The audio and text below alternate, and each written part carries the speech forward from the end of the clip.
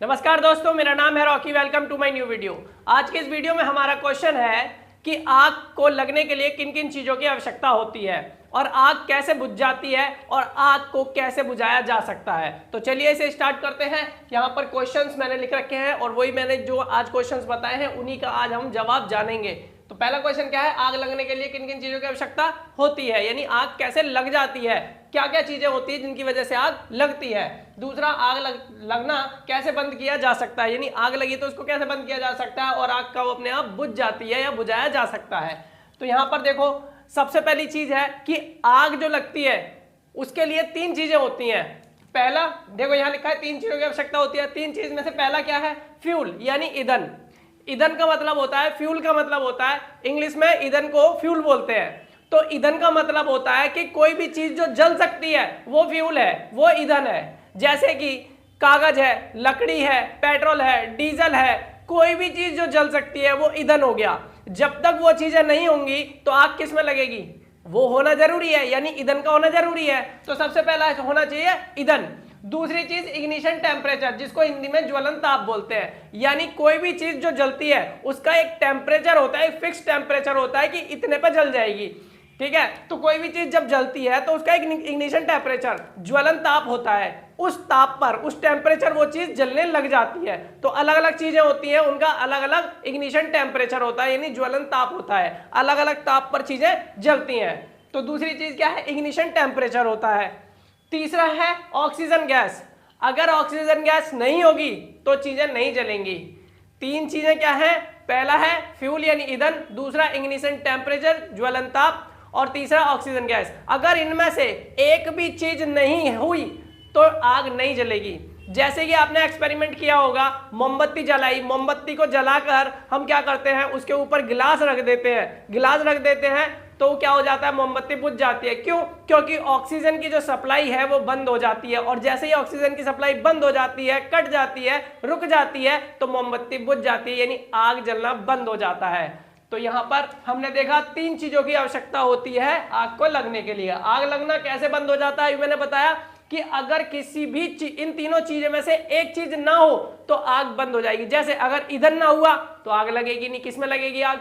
दूसरा, किसी चीज का इग्निशन टेम्परेचर तक आग नहीं पहुंच रही है, मतलब तापमान वहां तक नहीं पहुंच रहा है। जैसे कि हमने किसी चीज को जलाना शुरू किया और जिसको हम जला रहे हैं, ये आग का टेम्परेचर उसको लगने पर इसका जो टेम्परेचर है वहां तक नहीं पहुंचा तो उसमें आग नहीं लगेगी, वो ऐसा का ऐसा ही रहेगा।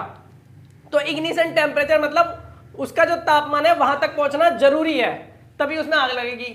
तीसरा हो गया ऑक्सीजन गैस। ऑक्सीजन गैस नहीं होगी तो उसका दम घुट जाएगा, आग जलेगी ही नहीं।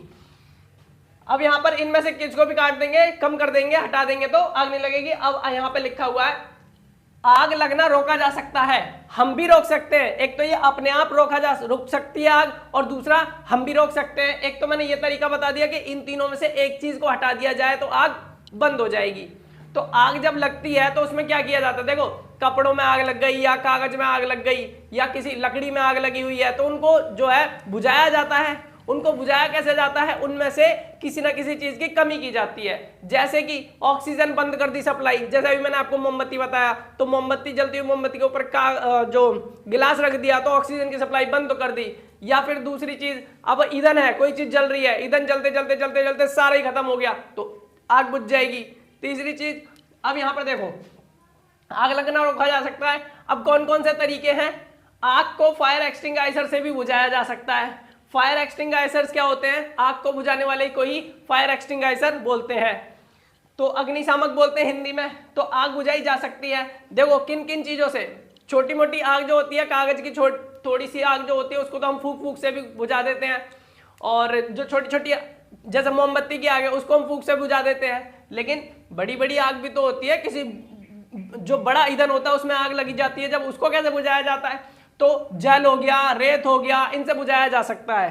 तो जैसे कि अब देखो यहां पर मैंने सारी चीज लिखी है, जल से किसको बुझाया जा सकता है, कपड़े कागज आदि में लगी हुई आग को या लकड़ी में लगी हुई आग को कैसे बुझा सकते हैं, हम पानी डाल के बुझा सकते हैं, वाटर उस पर यूज कर लेंगे तो बुझ जाएगी।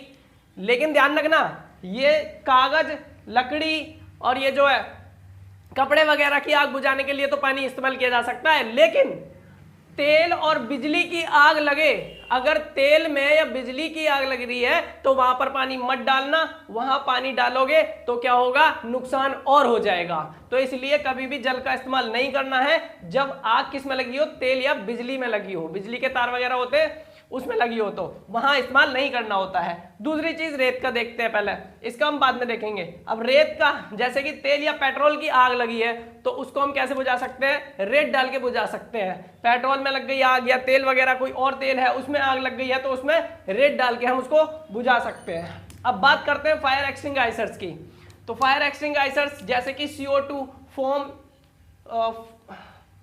फोम वाला होता है, एक्सटिंग्विशर्स फोम वाला एक्सटिंग्विशर होता है, ठीक। ड्राई पाउडर एक्सटिंग्विशर होता है। ये अलग अलग तरह के एक्सटिंग्विशर्स हैं और ये अलग अलग चीजों को बुझाने के लिए, अलग अलग तरह की आग को बुझाने के लिए उपयोग किए जाते हैं। तो मोस्टली जो यूज किया जाता है कार्बन डाइऑक्साइड वाला सिलेंडर जो होता है, वो सिलेंडर के अंदर जो गैस भरी होती है वो CO2 वाली होती है। CO2 गैस जो है आग को बुझा देती है। और जो बिजली वगैरह में या बिजली के तार में जो आग लगती है, शॉर्ट सर्किट से जो आग लगती है, उसको किससे बुझाया जाता है, CO2 गैस का सिलेंडर होता है, उसमें CO2 गैस भरी होती है तो उसको क्या करते हैं, ऐसे फैला देते हैं। तो CO2 गैस क्या करती है, जब CO2 गैस उस आग पर जाती है तो जो CO2 गैस है बहुत तेजी से फैलती है, बहुत तेजी से फैलती है तो उस आग को पूरी तरह से कंबल की तरह लपेट लेती है, नहीं बंद कर देती है, ऑक्सीजन की सप्लाई बंद कर देती है। जब वो पूरी तरह से उस आग को ढक लेती है तो ऑक्सीजन की सप्लाई बंद हो जाती है और आग